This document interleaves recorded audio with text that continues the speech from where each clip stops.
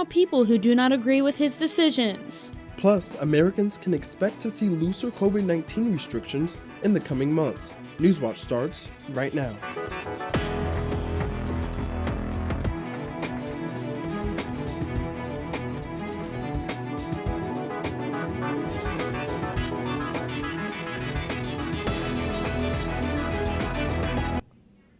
Good evening, I'm Lexi Lepoff. And I'm Andre Norrells. Welcome to Newswatch, your source for news impacting southeastern Ohio. Rescue workers are trying to free civilians from a building today in Ukraine that was hit by a Russian bomb. That's according to a video posted to social media by a city government official. You can see the damage to the building. The government official says pregnant women and small children were sheltering in the building. It holds a public swimming pool.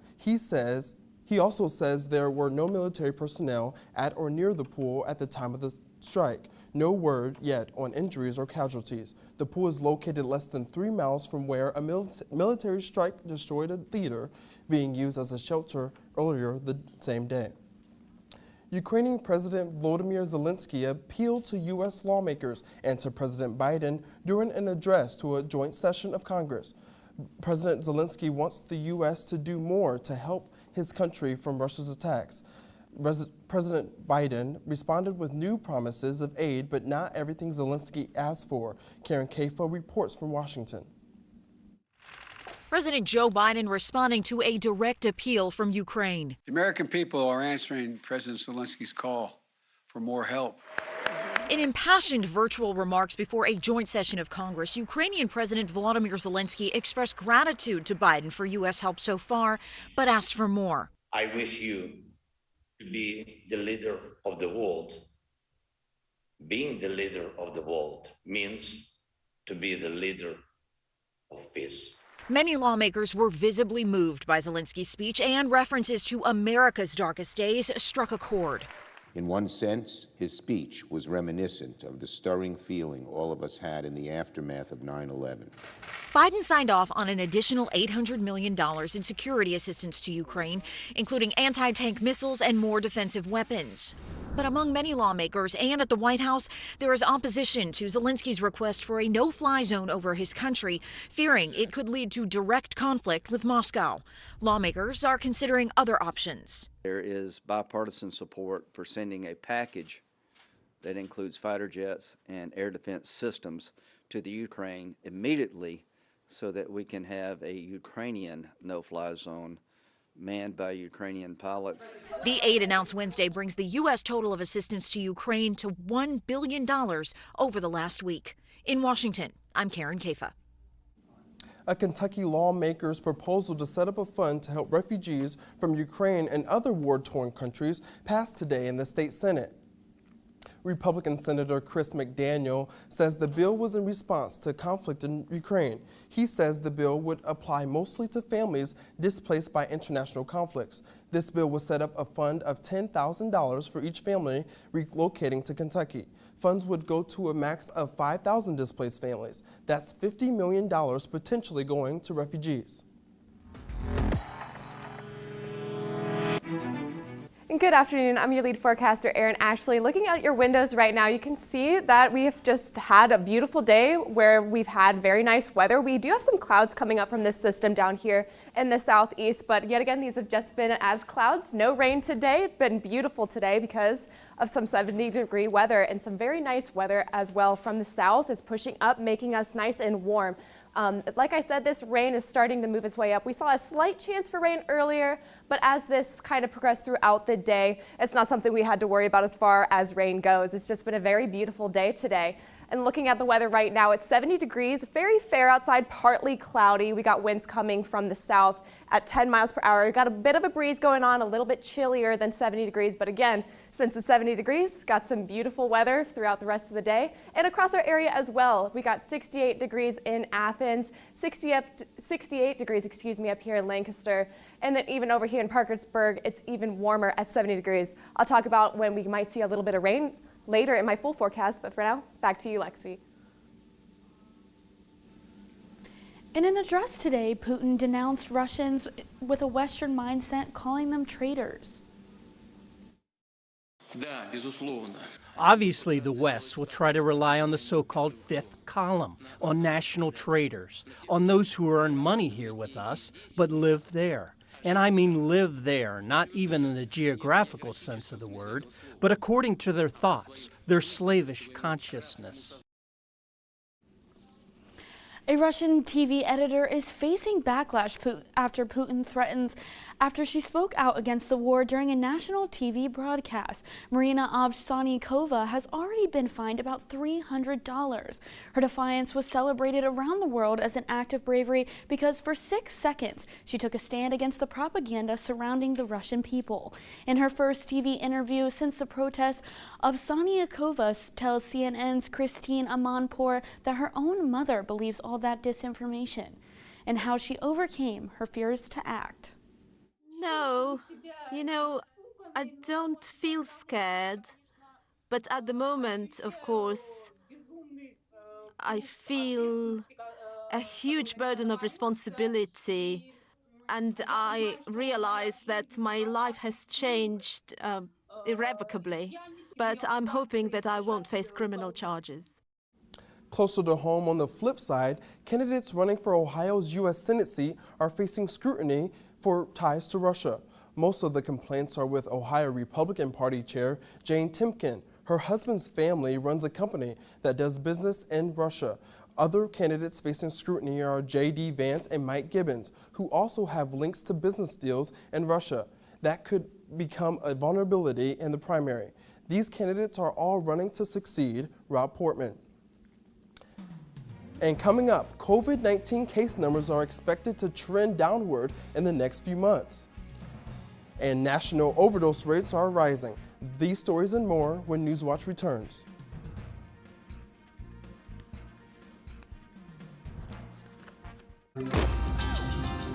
This is a special cub, chosen for life in the wild. But preparing a captive-born panda to roam free isn't easy. Little is known about wild panda life. Meet the dedicated team who spent years shedding light on the wild world this little panda will face.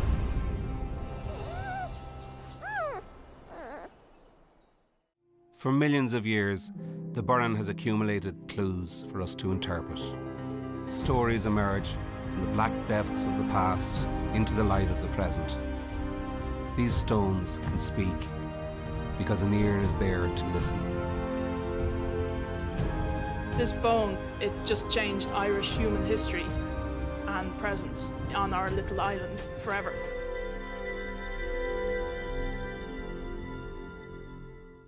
On expedition. I'm in Oman. Whoa, that is a long way down. Where me and a team of experts will descend through a canyon that no human has explored before.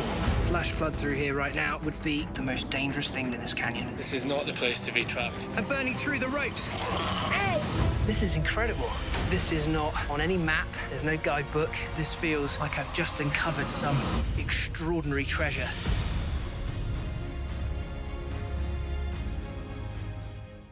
Heading toward the ground at race car speeds. A planet millions of miles away. We get one chance, we have no opportunity to fix it, and it has to work the very first time. A mission to answer the ultimate question. You want to have a nice, pristine sample without any Earth contamination. Are we alone? The payoff is we could maybe bring back fossil Martian cells. Looking for life on Mars, on Nova.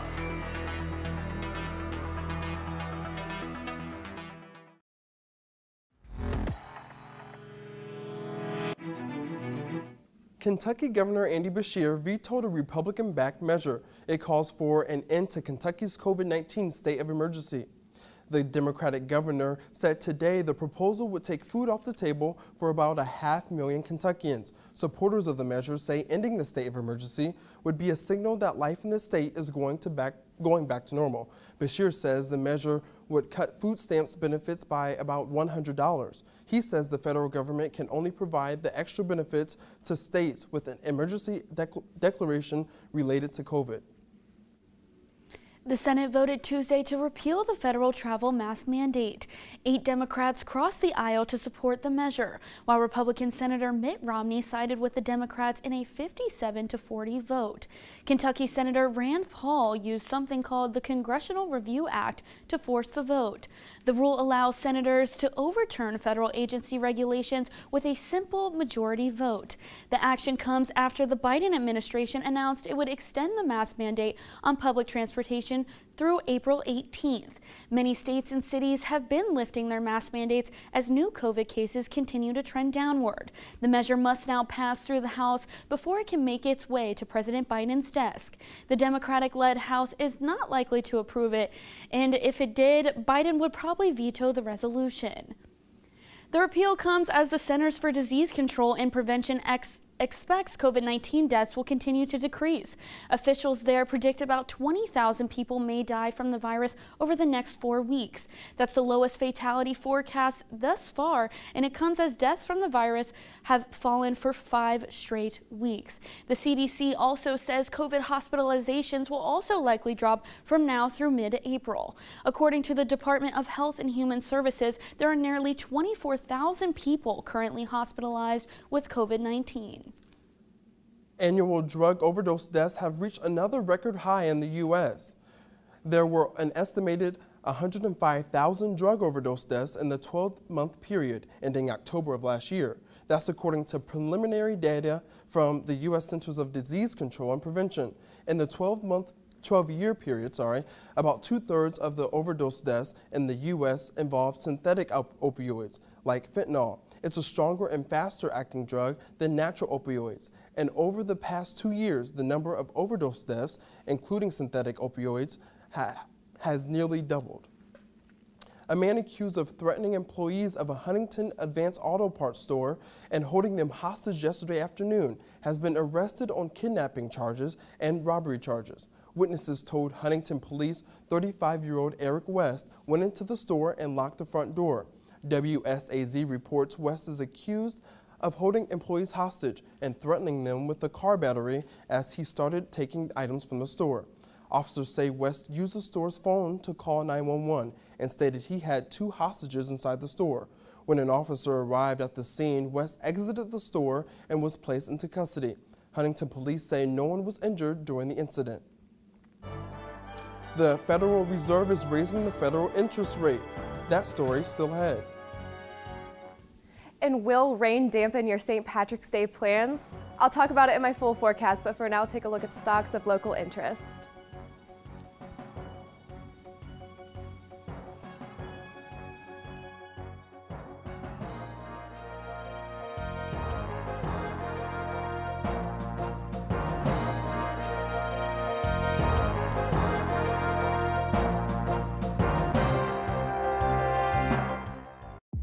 My people have gone missing since Europeans set land here on Turtle Island. We took action just like you're doing today. Oh my gosh, my grandma's part of that epidemic. We demand healing and we demand justice. Our pain is not for their extraction. You were meant to serve. If you're not at the table, you're on the menu.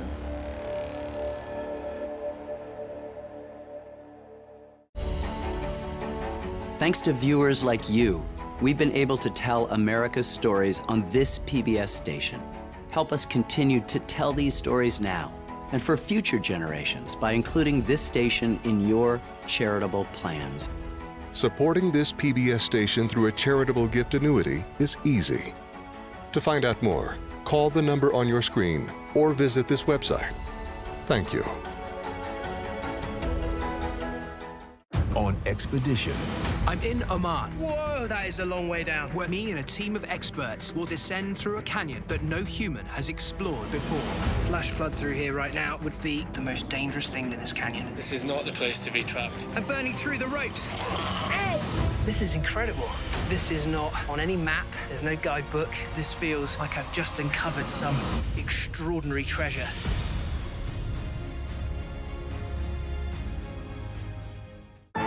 Next time on Antiques Roadshow, these guests feel like they're on top of the world at our stop in the White Mountains.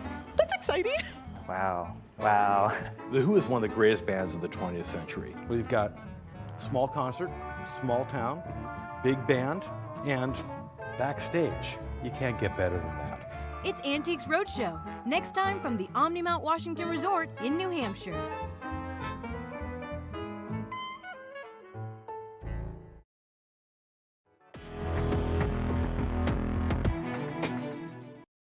Back. I hope you guys have been able to enjoy the absolutely beautiful weather we've had today. The high today was at 70 degrees, very spring-like with partly sunny skies, but tonight temperatures are going to drop a little bit lower than we might like. It's going to be 47 degrees, so make sure you grab your coat as you head out the door if you have plans tonight. But overall, looking at the local radar, you can see that generally here in Athens we have nothing really happening as far as rain goes. We might see a stray chance of rain or two in our southern regions down here in Ironton and Jackson, but that's because of the system down here. As you can see in our regional radar, it's coming right down here out of South Carolina and down here in Florida as well. But again, this is likely to not create any rain as soon as today and even tomorrow. So looking at the weather for tonight, again, that overnight low is 47 degrees and we are looking at mostly cloudy skies, and that's because of that system coming from the southeast. But again, we're not really expecting any rain or much chaos to really stir up because of this high pressure streaming from the south heading up into our region. So looking at tomorrow, this has just moved out towards the east, and so we're actually tracking some weather as soon as Friday with this cold front. As it starts to push into our region, that brings the chance for rain heading into Friday. But tomorrow, St. Patrick's Day, it's going to be absolutely beautiful again. Nice warm temperature, 71 degrees with the high. It's going to be mostly cloudy because of that system that will be moving through as we head throughout the day tomorrow. And as you can see right here with tomorrow night, really not much happening. We might see a chance for rain tomorrow night, but that's because of that system. Again, like I've been saying, with this cold front that is going to start pushing into our region as soon as Friday.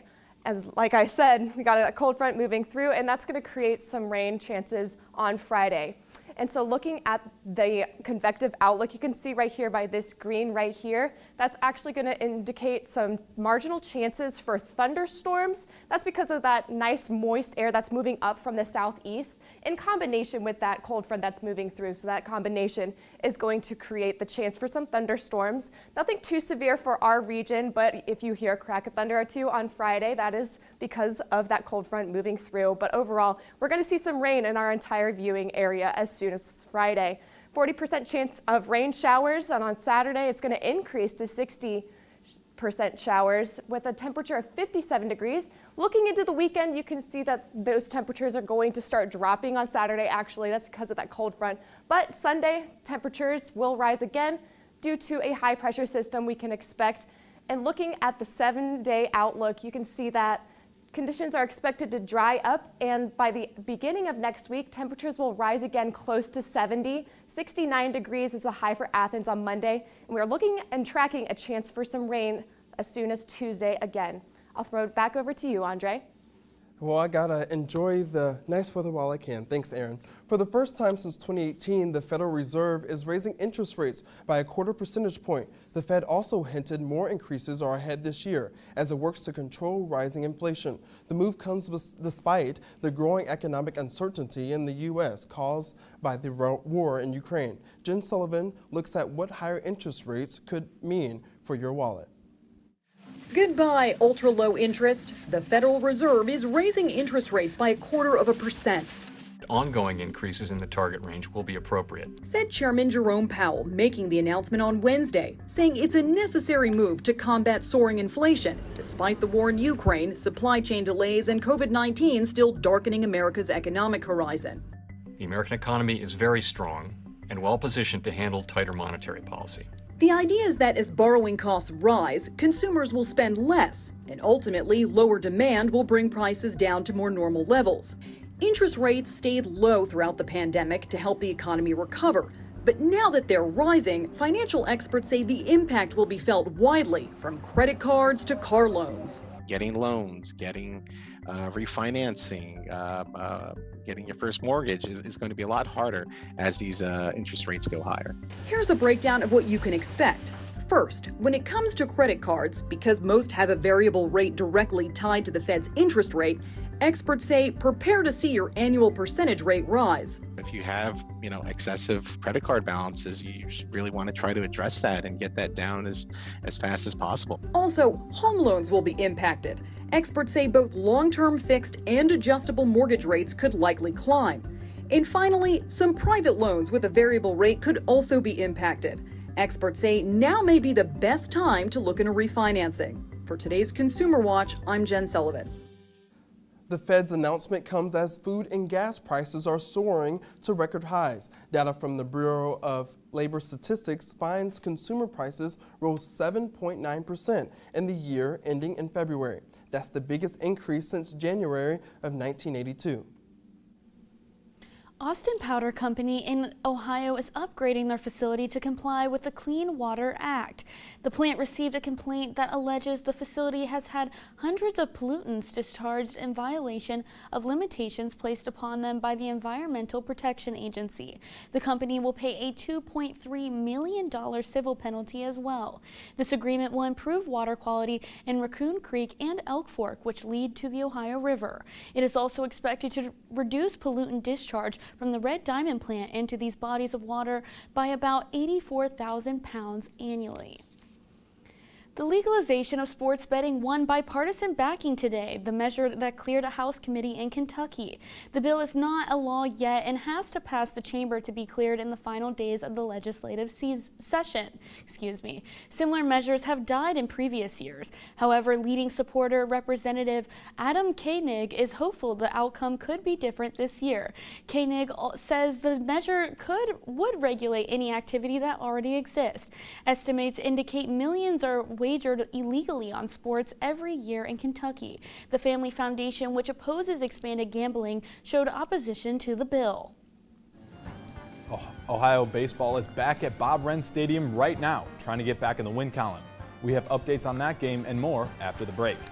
Be sure to stay tuned to WOUB, as here's a look at what's coming up tonight on your public television station.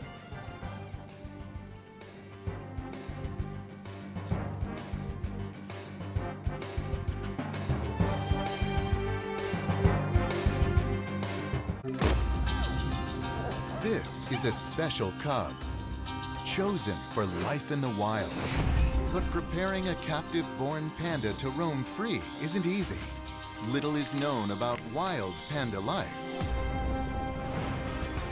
Meet the dedicated team who spent years shedding light on the wild world this little panda will face.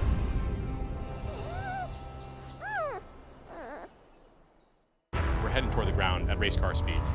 A planet millions of miles away. We get one chance, we have no opportunity to fix it, and it has to work the very first time. A mission to answer the ultimate question.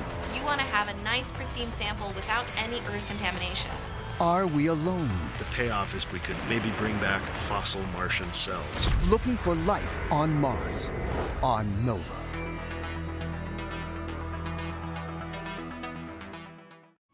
I think any woman that's piloted a plane in the air has the same trait. They've got that look in their eyes. When you see someone, you know they've been a pilot, you know they've been up there, they know they've seen what the world has to offer from an entirely different view from everybody else. So did the early pilots have that? Absolutely. Were they daredevils? Yes. Are the pilots today daredevils? Not all of them, but they certainly know what it feels like to get up there and fly.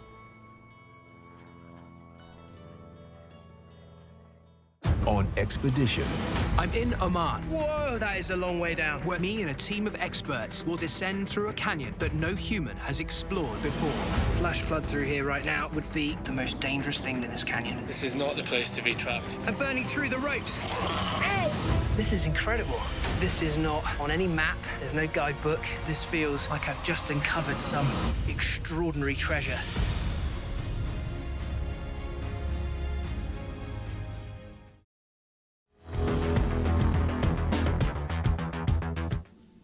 The Ohio baseball and softball teams are back to the ballpark today. The baseball team just wrapped up a 6-3 win over the Marshall Thundering Herd.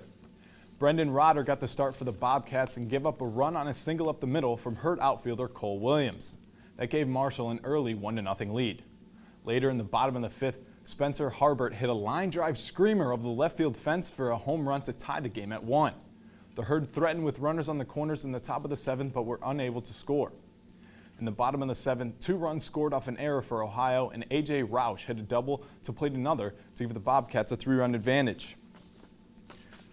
The softball team is in a battle of their own with the Thundering Herd as they started their game under an hour ago. Mackenzie Cole got the start for the Bobcats and gave up a home run in the top of the 1st to Maya Stevenson. That game is 2-0 in the 2nd inning. Be sure to follow WOUB Bobcat Showcase on Twitter for post-game coverage of both games today and all spring long.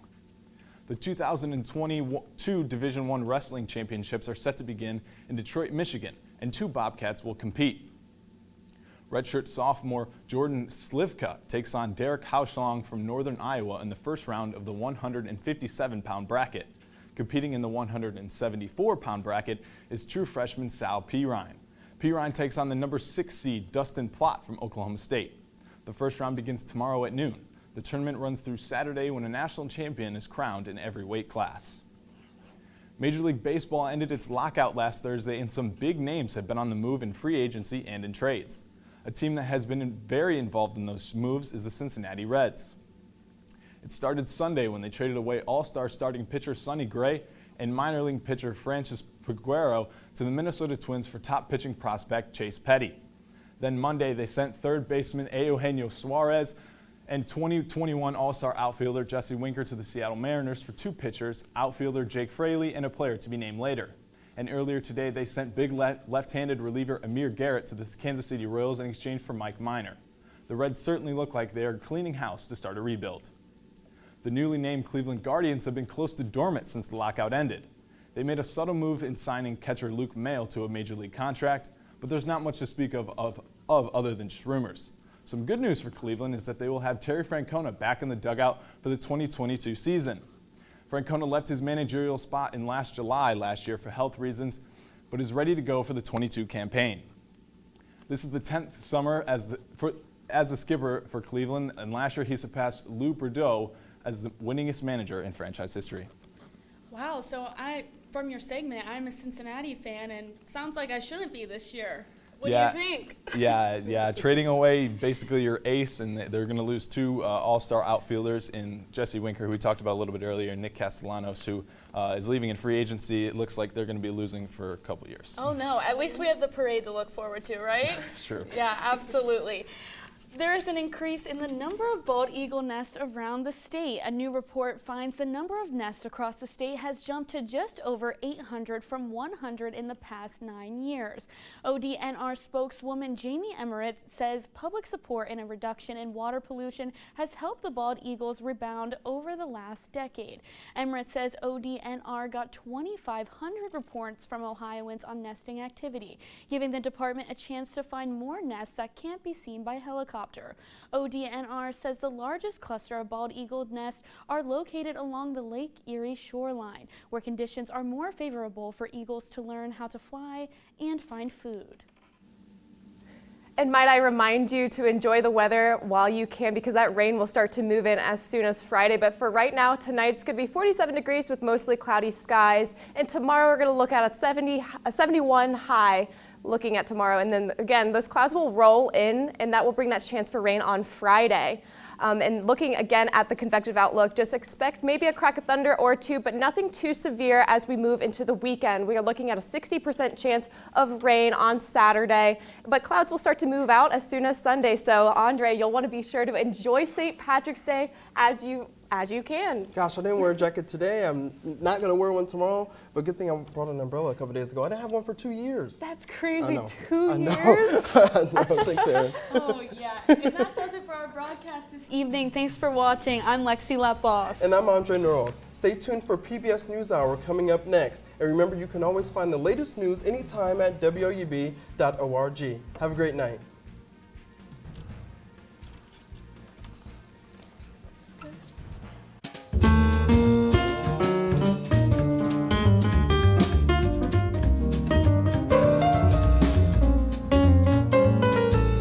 Support comes from Snyder Strode Jarrett Financial in Athens, providing investment and retirement planning assistance to Southeast Ohio for over 50 years. Snyder Strode Jarrett, not just another financial firm. More information at ssj.finance. Support comes from the Center for Campus and Community Engagement at Ohio University.